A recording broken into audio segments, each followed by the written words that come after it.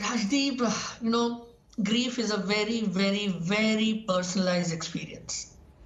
Nobody can actually tell somebody what to do, what not to do. I think we need to understand the basic way of resolution of grief comes down to family, friends, and whether it is survivor's guilt or whether it is guilt that did I get the illness home, these kind of things are going to be around us. And the only way to work around this is you unmute yourself, your feelings, your thoughts, keep sharing them. And yes, if you struggle, reach out for help. I must add here, you know, what has been the trouble around COVID? Ask yourself the question. It was doctors, beds, ventilators, medicines, oxygen. What percentage shortage of mental health experts is in this country? Ask that question, which basically means if we have a problem which we anticipate it's going to happen in a few months, we do not have the resources to deal with it. So, like Dr. Desai said, start from basic, what Dr. Chavria said, start from self and family. Our basic strength here is our family culture system, our interdependent micro systems are the solution, and then you go towards the Anganwadis and the panchayats and the district levels and use digital transformation. But realize this, we don't have the experts to deal with the aftermath of what most of us understand is going to be a mental health crisis. That has been a long-standing problem. This has been an area where, unfortunately, we've not confronted the demons that exist, which is what we're trying to do in COVID time. Dr. Sen, I want to come to you because the fact is we can talk of family and support systems, but we are at times in lockdown mode. Many of us live alone.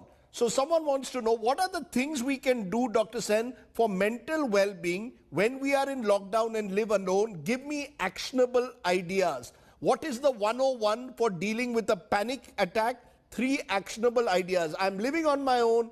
I'm in lockdown mode. I'm surrounded by grief and anxiety. Anything that you would say actionable, Dr. Sen?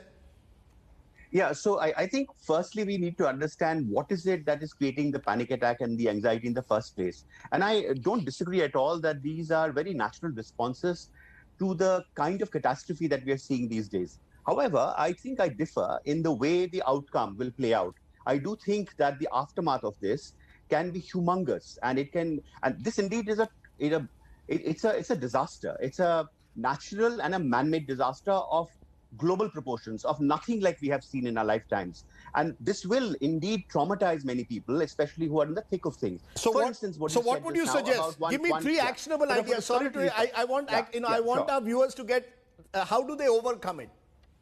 Yeah, so if you're talking about a young person, let's say, living alone, cut off from the family completely, they need to look at, besides, of course, connecting to the family and the infrastructure, as Sameer and Dr. Desai was saying, it is important for them to compartmentalize the day. I often, for instance, suggest to young people that you must perhaps take worry breaks, 2 or 3 in a day. And during those worry breaks, COVID worry breaks, you confront the realities of what is happening outside, connect with the family and see who's ill and who's not. Perhaps even look at the statistics of death, etc. But when that period is over, which could be 45 minutes to an hour, 3 times in a day, shut it and say to yourself, not now.